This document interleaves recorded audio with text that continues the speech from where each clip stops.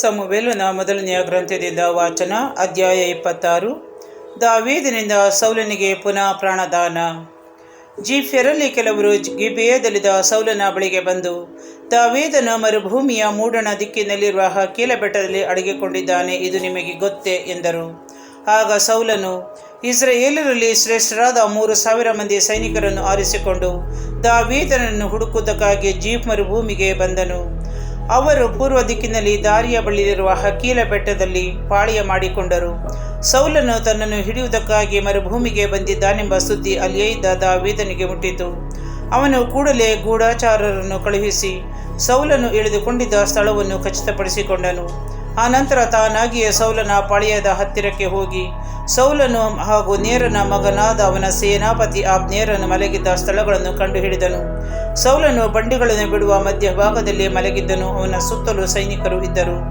ಆಗ ದಾವೀದನು ಹಿತ್ತಿಯನಾದ ಅಬೀಮೆಲೆಕನನ್ನು ಹಾಗೂ ಚೆರೂಯಳ ಮಗನು ಯೋವಾಬನ ತಮ್ಮನಾದ ಅಬೀಷೈಯನ್ನು ಉದ್ದೇಶಿಸಿ, ನಿಮ್ಮಲ್ಲಿ ನನ್ನ ಸಂಗಡ ಸೌಲನ ಪಾಳೆಯಕ್ಕೆ ಯಾರು ಬರುವಿರಿ ಎಂದು ಕೇಳಿದನು. ಅದಕ್ಕೆ ಅಬೀಷೈಯು, ನಾನು ಬರುತ್ತೇನೆ ಎಂದು ಉತ್ತರ ಕೊಟ್ಟನು. ದಾವೀದನು ಮತ್ತು ಅಬೀಷೈಯು ರಾತ್ರಿಯಲ್ಲಿ ಆ ಪಾಳೆಯಕ್ಕೆ ಹೋದಾಗ ಸೌಲನು ಬಂಡಿಗಳ ಗುಂಪಿನ ಮಧ್ಯೆ ಮಲಗಿಕೊಂಡು ನಿದ್ರೆ ಮಾಡುತ್ತಿದ್ದನು.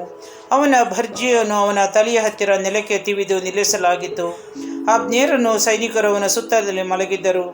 ಅಬೀಷೈಯು ದಾವೀದನಿಗೆ, ದೇವರು ಈ ದಿನ ನಿಮ್ಮ ವೈರಿಯನ್ನು ನಿಮ್ಮ ಕೈಗೆ ಒಪ್ಪಿಸಿಕೊಟ್ಟಿದ್ದಾರೆ.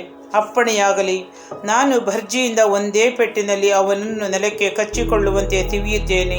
2ನೇ ಸಾರಿ ಹೊಡೆಯುವ ಅವಶ್ಯಕತೆ ಇರುವುದಿಲ್ಲ ಎಂದು ಹೇಳಿದನು. ಆದರೆ ದಾವೀದನು, ಅವನನ್ನು ಕೊಲ್ಲಬೇಡ, ಸರ್ವೇಶ್ವರನ ಅಭಿಷಿಕ್ತನಿಗೆ ವಿರೋಧವಾಗಿ ಕೈ ಎತ್ತುವ ಯಾವನು ನಿರಪರಾಧಿ ಎಂದು ಎಣಿಸಲ್ಪಡನು ಎಂದನು.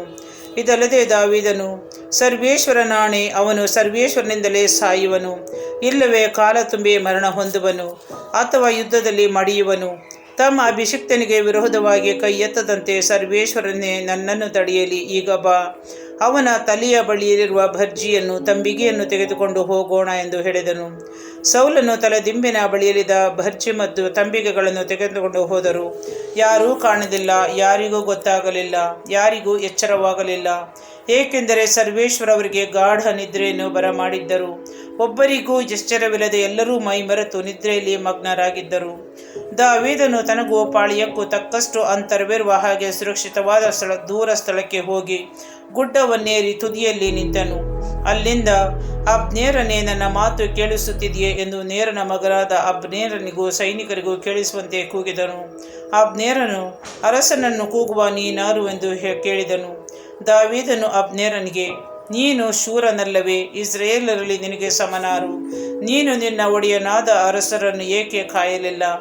ಜನರಲ್ಲಿ ಒಬ್ಬನು ಒಳಕ್ಕೆ ಹೊಕ್ಕು ನಿನ್ನ ಒಡೆಯನಾದ ಅರಸನನ್ನು ಕೊಲ್ಲಬೇಕೆಂದಿದ್ದನು.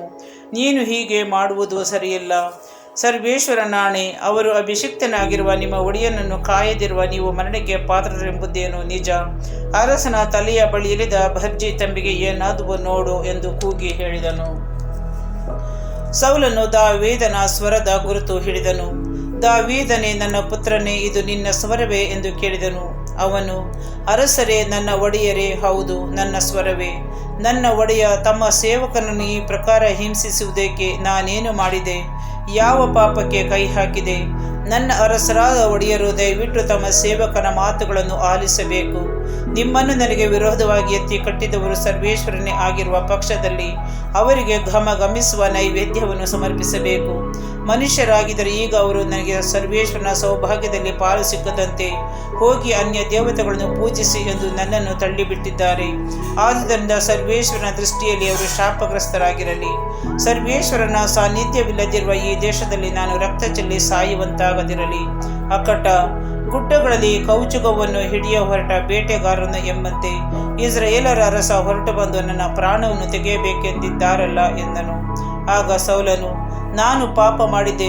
ದಾವೀದನೇ, ನನ್ನ ಪುತ್ರನೇ, ಹಿಂದಿರುಗಿ ಬಾ. ಈ ದಿನ ನನ್ನ ಜೀವ ನಿನ್ನ ದೃಷ್ಟಿಯಲ್ಲಿ ಬಲು ಬೆಲೆಯುಳ್ಳದೆಂದು ಮಾನ್ಯವಾಯಿತು. ಆದುದರಿಂದ ನಾನು ಇನ್ನು ಮುಂದೆ ನಿನಗೆ ಕೇಡು ಮಾಡುವುದಿಲ್ಲ. ಈವರೆಗೆ ನಾನು ಮಾಡಿದ್ದು ಹುಚ್ಚುತನ ಹಾಗೂ ದೊಡ್ಡ ತಪ್ಪು ಎಂದು ಹೇಳಿದನು. ದಾವೀದನು, ಅರಸರೇ, ಈಗೋ ನಿಮ್ಮ ಭರ್ಜಿ ಇಲ್ಲಿದೆ. ಸೇವಕರಲ್ಲೊಬ್ಬನು ಬಂದು ತೆಗೆದುಕೊಂಡು ಹೋಗಲಿ. ಸರ್ವೇಶ್ವರ ಪ್ರತಿಯೊಬ್ಬನಿಗೂ ಅವನವನ ನೀತಿ ಸತ್ಯತೆಗಳಿಗೆ ಅನುಸಾರ ಫಲವನ್ನು ಕೊಡುವರು. ಅವರು ಈ ದಿನ ನಿಮ್ಮನ್ನು ನನ್ನ ಕೈಗೆ ಒಪ್ಪಿಸಿಕೊಟ್ಟಿದ್ದರು. ನೀವು ಸರ್ವೇಶ್ವರನ ಅಭಿಷಿಕ್ತರೆಂದು ನಾನು ನಿಮ್ಮ ಮೇಲೆ ಕೈ ಹಾಕಲಿಲ್ಲ. ನಾನು ಈ ದಿನ ನಿಮ್ಮ ಜೀವವನ್ನು ಮಾನ್ಯವಾದುದೆಂದೆಣಿಸಿದಂತೆ ಸರ್ವೇಶ್ವರನ ಜೀವವನ್ನು ಮಾನ್ಯವಾದುದೆಂದೆಣಿಸಿ ನನ್ನನ್ನು ಎಲ್ಲ ಇಕ್ಕಟ್ಟಿನಿಂದ ಬಿಡಿಸಲಿ ಎಂದನು. ಆಗ ಸೌಲನು ದಾವೀದನಿಗೆ, ಪುತ್ರನೇ ದಾವೀದನೇ, ದೇವರು ನಿನ್ನನ್ನು ಹರಸಲಿ, ನೀನು ಮಹಾಕಾರ್ಯವನ್ನು ಸಾಧಿಸಿ ಯಶಸ್ವಿಯಾಗು ಎಂದು ಹೇಳಿ ತನ್ನ ಊರಿಗೆ ಹೊರಟನು. ದಾವೀದನು ತನ್ನ ದಾರಿ ಹಿಡಿದನು.